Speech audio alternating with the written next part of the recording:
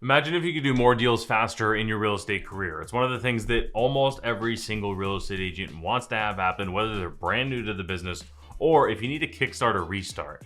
So what I'm gonna actually do in this video is I'm gonna walk through the things that we have observed with our most successful agents that they all have in common.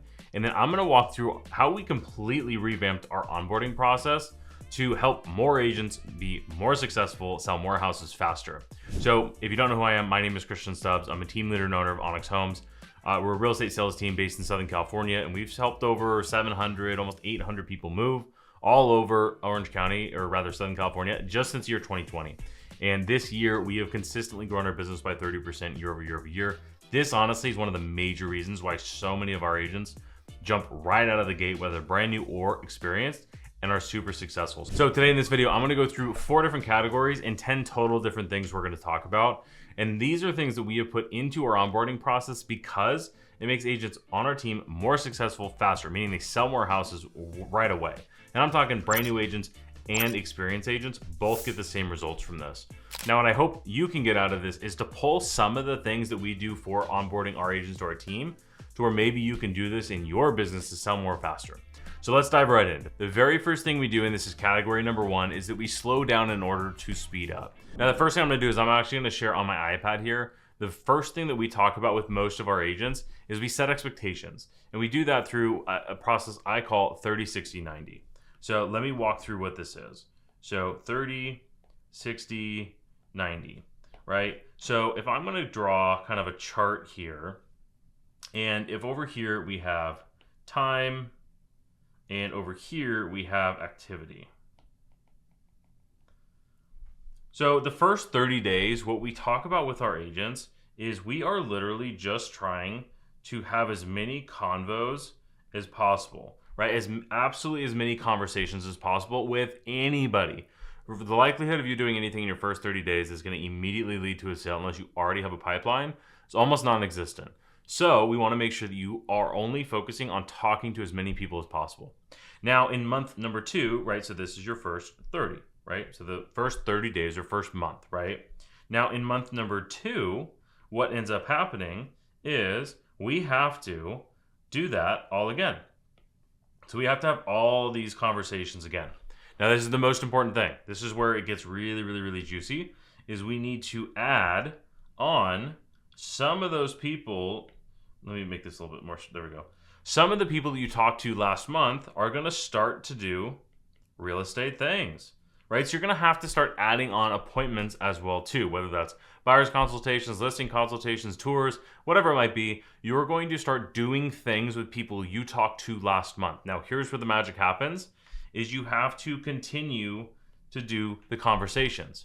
So if you had, let's say, 100 conversations in the first 30 days, you need to replicate that effort in the second 30 days, plus you need to add in the appointments as well too, right? So that's where you're not just calling and talking to people anymore. You are adding in that next 60-day timeline. So the second month, you're adding all the things you need to do for the customers, right? Now in the third month, 30, 60, 90, what ends up happening here is we do the same thing again, right? We have everything we added here, and the thing that gets added is, let's say,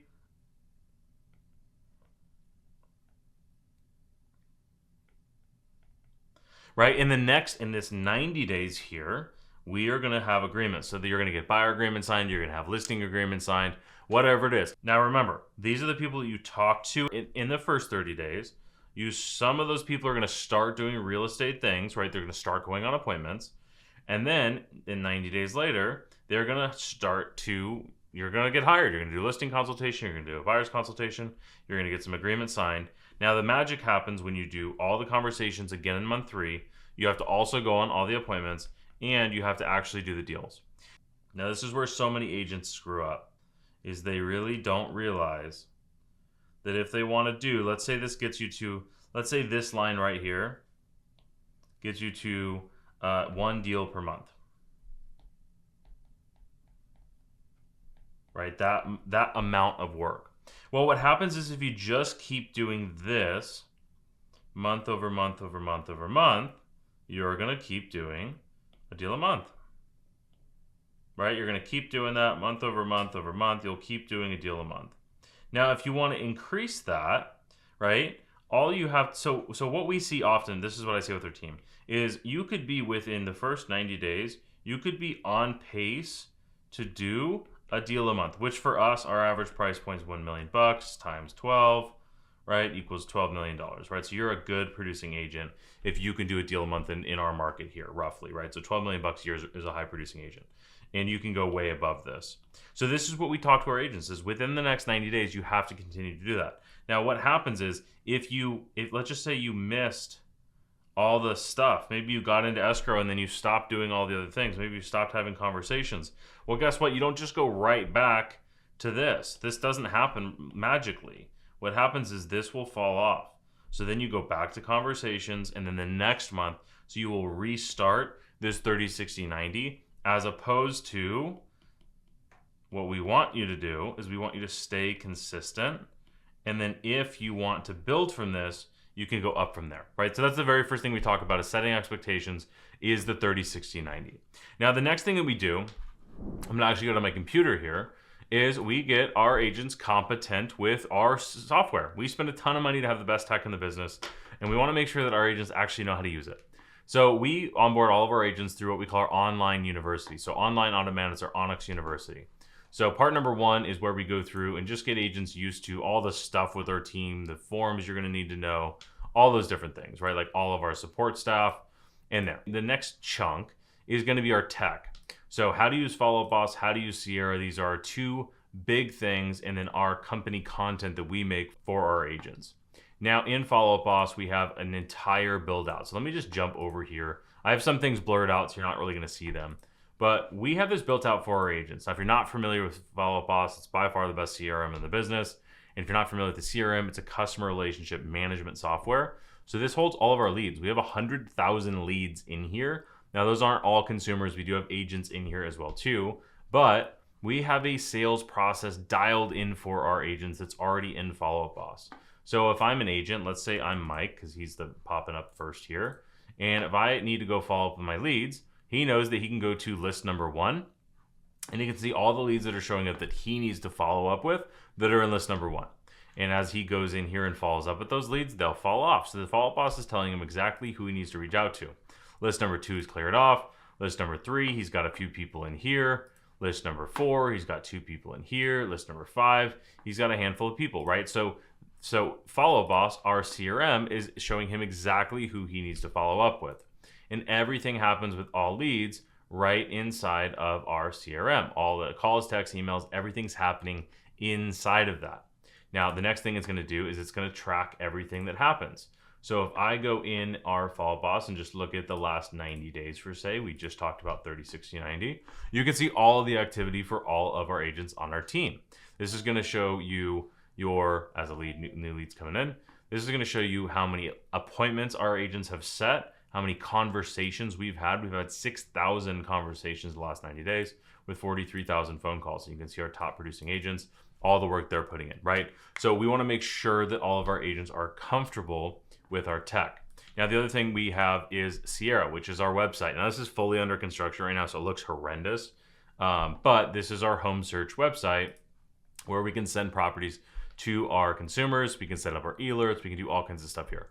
So we want to make sure, this is section number 2, is we want to make sure that our agents actually know how to do all this stuff, right? Know where to click the buttons, know how to do it, and we can create our workflow.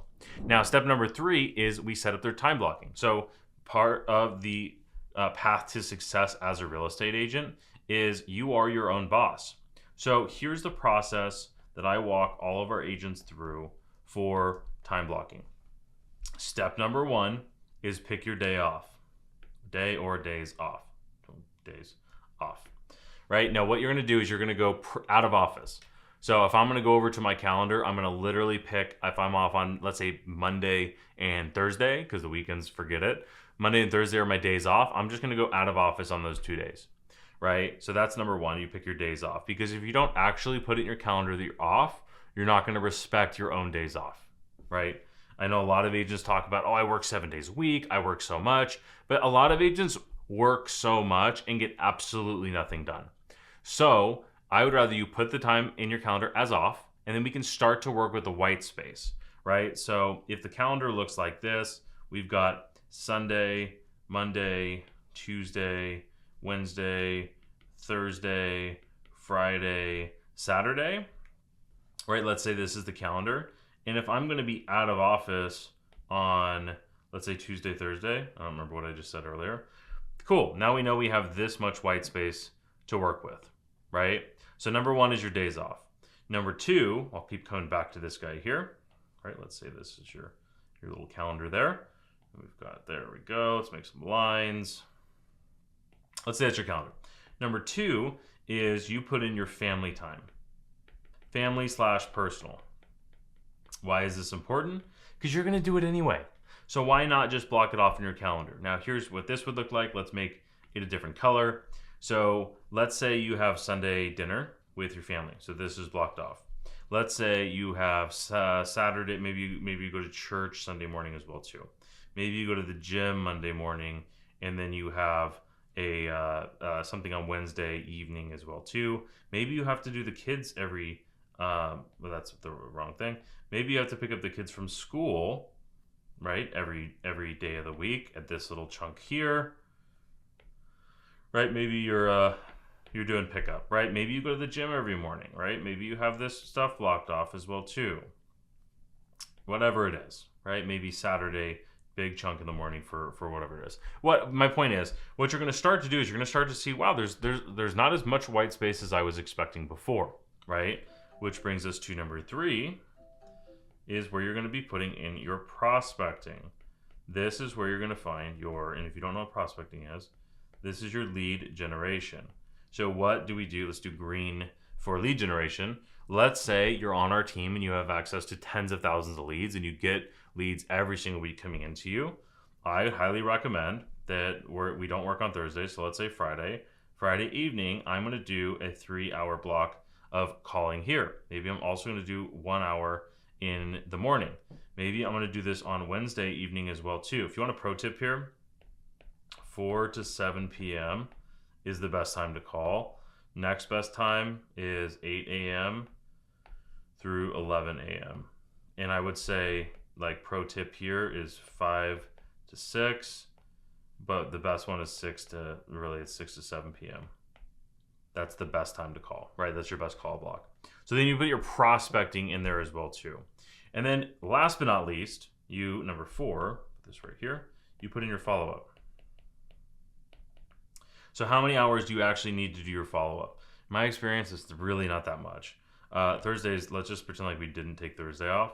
So I would put this maybe call block here, and maybe I take one of these hours to make for Thursday follow-up, and then oops, I didn't mean to erase.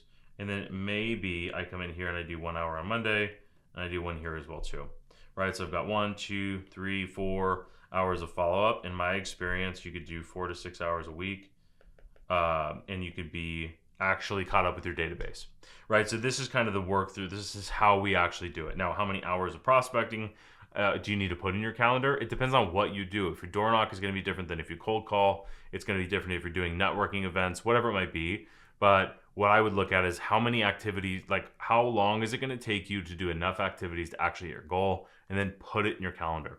And the reality is you need to actually follow this, right? So that's the big thing.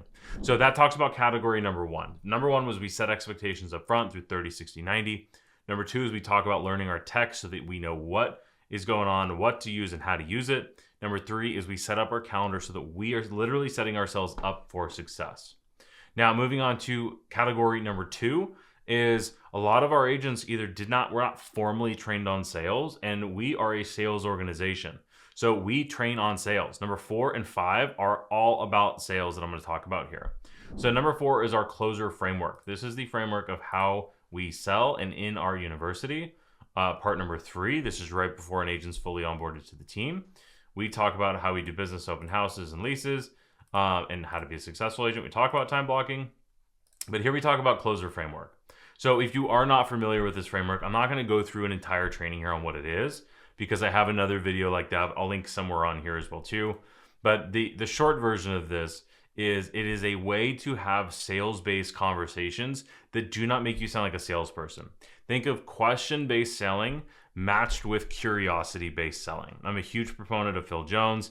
If you've never listened to the book or read the book, rather, Exactly What to Say, fantastic. Another one is Never Split the Difference by Chris Voss, 2 fantastic books. But this framework ties in how to have conversations with customers to walk them down a path. So we teach on Closer Framework, the questions to ask, memorizing the scripts and all of that stuff. And then our actual sales process is designed to convert leads at an incredibly high level. I break down our sales process into 3 incredibly simple parts. One, first and foremost, is the easiest way to increase your conversion ratio is to meet more of the appointments that you set, right? So what are all the things that you can do in order to do that? We break this out for our team as simple as sending a templated text message, sending in your V card, setting the actual appointment to make you look professional, right? All the different steps so that you meet more of the appointments you set. Because we can all agree that setting appointments is hard, right? It just is. And you want to make sure that if you're going to all of the effort to set an appointment, you actually put in the extra effort to make sure that you meet them. And most agents don't do anything here. If I set an appointment for 4 days in the future and do nothing in between now and then, I could pretty much guarantee there's going to be a cancellation reschedule versus doing all the things we talk about in the sales process. Now, if you're wondering, Christian, you're going incredibly fast through a lot of deep information here. I have our university for our agents is only for our team, but I have unlocked our entire sales masterclass inside of our free community here. So if you're not going to be an Onyx Homes agent, you want to check this thing out, it is totally for free for you. So go to Start to Finish in Real Estate. The link is going to be in the description down below. You can go to our sales masterclass and get the exact same training that our agents get access to right here. So to not go through the entire process, you have this in here, totally free to join. You've got 1,700 additional agents that are in here.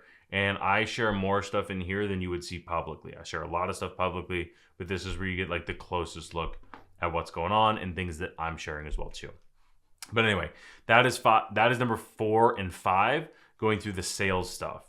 Now, category 3, this is very simple. This is where I'm going to go back to our internal university, is where I'm going to go back to the expectations.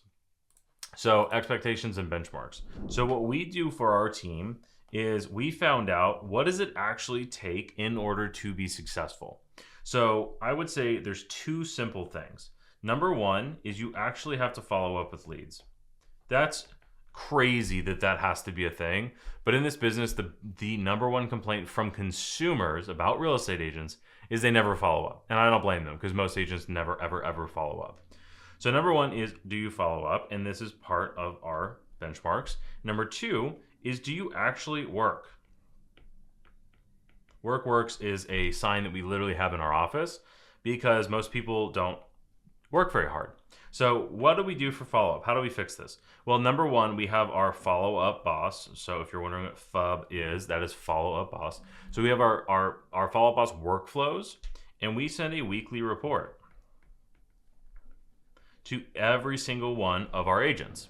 Now, this isn't necessarily onboarding, but in onboarding, we set the expectations that, hey, if you're going to be an agent on our team, you're going to get a report every single week that shows you how up to date are you with your follow-up. Let me go ahead and I won't show you my email inbox here. Here we go. So let's say weekly. I'm going to show you a random agents weekly follow-up report. So this is something that goes out every single week for every one of our agents. So we have our 10 different lists, and we can see how up to date an agent is on their follow-up. So as you can see, remember those 10 lists that I mentioned earlier? How many leads does this agent need to follow up with, right? If there's something showing up here. So for example, in list number 1, this agent has 0. In list number 2, they've got 1. And then all the way down the bottom, we total it up to 27. And we have found that being under 35 is totally fine, right? So if an agent is above 35, that means they're too busy. And if you're too busy to follow up with your current leads, you're probably too busy for new leads. So we just go ahead and pause agents there. But we set the expectation that if you're going to be an agent on our team, you're going to be up to date on your follow-up every single week. And if you're not, you'll be paused for new leads. And if you're not caught up for an extended period of time, probably not a good fit for the team, right? So that's number 1. Number 2 is we have found that 20,000 points equals deals. And if you're asking, Christian, what in the world is 20,000 points? I'll give you context here. But what we have found is agents on our team that do not hit 20,000 points don't sell anything. And agents that consistently, here's the big word, consistently hit 20,000 points every single month will sell houses. And they will sell to the tune of 4 to 6 million annually per year on average, right? This is an average. So what does this look like? First of all, what is points? So on the Follow Boss leaderboard, if I go the last 30 days, you can see that in Follow Boss, there is this point system. So emails are worth 1 point, texts are worth 2, phone calls are worth 10, conversations are worth 100, and appointments are worth 500 points. So as you can see, agents that do more work have more points, right? Pretty straightforward and pretty simple.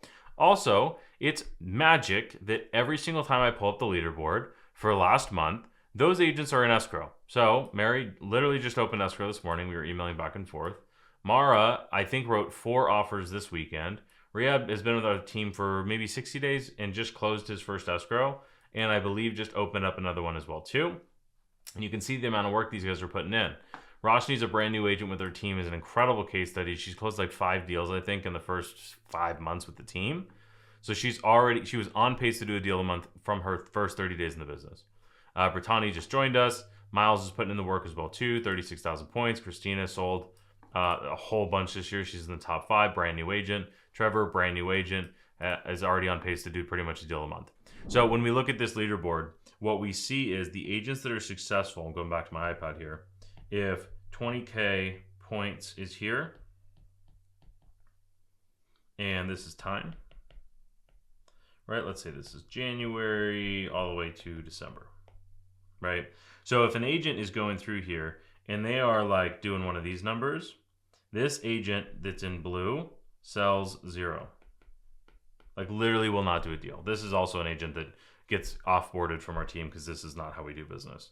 Now, if you're this agent and you're constantly, maybe 1 month you dip down, right? Maybe it's more realistically like this, is if you were above or below, but if you're mostly above, this agent will sell $4 to $6 million minimum per year on our team. And realistically, it's going to be much more than that. So that's the reality, is most agents are not consistent, but work does work, and there's no 2 ways about it, right? So that's the next thing we talk about, is we set the expectation of what it actually takes to be successful, and then we hold our agents accountable to those expectations. Now, at the end of the online university, so let's go back to this guy here. Once an agent finishes all of this content, all of this information, they learn our sales process, they learn all this stuff, then what do? Well, we actually sit down and do an onboarding call. So we review everything they just went through. Now, we know getting onboarded to our team, there's a lot to get used to. So why we do this onboarding call, we have learned that we want to make sure that you know how to use the CRM. We want to make sure you know how to use Follow Boss and Sierra. We want to make sure you know how the point system works. We want to make sure you understand what the expectations are. So when we do that onboarding call, what we usually find is there's a few things where there's like, hey, I didn't really understand the points, or I don't know how to log into Sierra, or like, I don't know how to send a property search through the Sierra search. So we plug the holes immediately, like literally the day after you finish the university, you book your onboarding call. We want to plug holes immediately. And then what we do, this is going to lead, this is number 8 on our list of 10, is we dump 100 leads, right? So if I'm going to make a list here, this is kind of post uni. Now, if you're asking yourself, how long is this? This takes like 5 to 7 days. So we're talking very fast, because we know that agents want to make money fast. You have a certain amount of time on your runway, whether you're brand new and you're starting or you're restarting, kickstarting your business. You have a runway of how long you can go until you need deals, and we want it as fast as possible. We're mutually incentivized that we don't make a dollar from our agents if they don't sell something. So we want to post. We want to be doing deals fast. So post meaning after university, we do an onboarding call, right? So let's call OB. We call OB1. Not Obi-Wan Kenobi. Onboarding 1. And this is to plug holes, right? We're going to fix issues. We're going to fix things. So this happens immediately. Then what we do is we do a dump of 100 active leads. So what we do is we go into Follow Boss, and what you'll see, I'll show you briefly here, is we go to the pond and we have 19,151 leads that are in the pond. So what we actually do is we take the most active leads that are in the pond and we reassign those leads to you as the agent. Why do we do this? Because we want you to be able to show us that, one, you can follow our process that you just learned, because we know our process works. And not to say that our process is the only way to be a successful agent, but we know for sure our process works. And we have no idea if your process works. And if you're not selling anything and that's why you're joining the team, maybe follow the process that we know works versus the one that we are proving to not work. So number one is, are you following the process? And number two, are you actually working, right? So with those 100 leads, we do that. I wrote a 7-day game plan.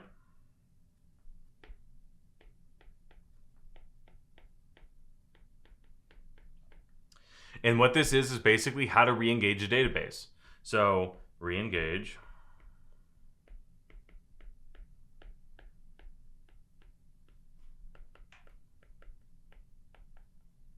So if you are an experienced agent, you would dump your entire database in. If you're a brand new agent, you would get the 100 leads at least. And you can follow the 7-day game plan. So every single day you get an email from me, hey, do this, do this, do this. It is exact playbook of exactly what to do day over day over day. You're also going to get on inbound leads. So, for example, you would get put on realtor.com and our internal.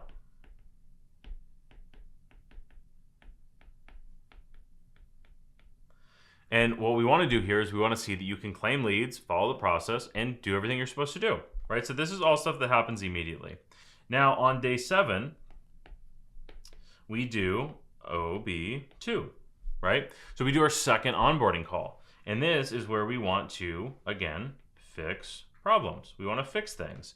And the reason for that is if you aren't comfortable with the CRM, we want to fix that in the first 7 days, at least the first 10 days. Because the last thing we want to do is have you go 90 days and be like, I don't know how to make a phone call. And be like, well, no wonder you're not calling anybody, right? Or like, I don't feel comfortable pitching the strategy session, so I'm not pitching it. We want to fix all that stuff immediately, right? So that's why we have this onboarding call figured out the way that we do. Now, if you're doing everything you're supposed to do, let's just put a smiley face there. Fantastic. Then we put you on our ISA University, right? So this is inbound leads from our inside sales team. Fields, oh gosh, let's look reporting here. Let's just do lead sources, last 30 days, everyone, all leads, right? So we generate a ton of leads every single month, and not all of them go directly to the agent. So just the last 30 days, we've generated 758 leads, and we had 1,500 leads the month before. So from that, all of those, not all of them, a lot of those go into our inside sales team, and then they set appointments for our agents. The other thing we do is we add to our Zillow program as well too.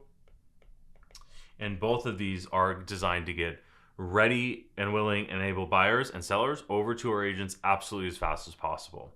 So for example, if I show you real quick, let me go over to our ISA buyer leads team. So our ISA team is in here and they are constantly every single day. So you can see there's a live transfer. Somebody wanting to buy in Huntington, Yorba Linda for 1.5. They want to do a buyer strategy session, buying and selling in Temecula, $500K each. Literally nobody on our team even claimed this because we have too many leads for our agents, which is crazy. Long Beach, 750, right? So agent, these are all opportunities, $3.5 million land, wants to write an offer. So these are what our ISAs do is they filter all the leads that are coming in. They find the best opportunities, transfer those over to our agents, and agents take it from there. So from here on out, it is strictly performance-based. Our agents in the first 7 to 10 days know exactly what they need to do in order to be successful. They have all the tools they could possibly imagine. And then the big difference is the agents that are the most successful are the ones that actually do it. A quote we hear all the time is, obviously whatever you guys are doing is working, so I'm just gonna do it. The agents who come on and try to recreate the wheel and don't follow the sales process and refuse to learn how to use our technology and don't want to follow the workflows, those agents are never successful on our team. Maybe they can go somewhere else and recreate the wheel elsewhere, and maybe they're super successful. We haven't seen that happen very often. But agents who do come on, follow the process, do the work, they are successful, they are selling stuff. I can give you some case studies here as well too. I'm filming this, this was posted July 15th. Here are some stats from year to date from our agents. Our top agent had almost 23 million closed and pending. Our number 10 agent was a brand new agent, just moved out of the area, had already closed and pending 5 million for the year, or just a hair under 5 million for the year. So these are some real life case studies that this stuff actually works. So I hope you found this valuable. If you did, like the video, subscribe to the channel. Make sure you join the school community if you have not already. Link is going to be in the description below. And if you found this video helpful, I really think you're going to find this next one helpful as well too. I'll see you in the next one.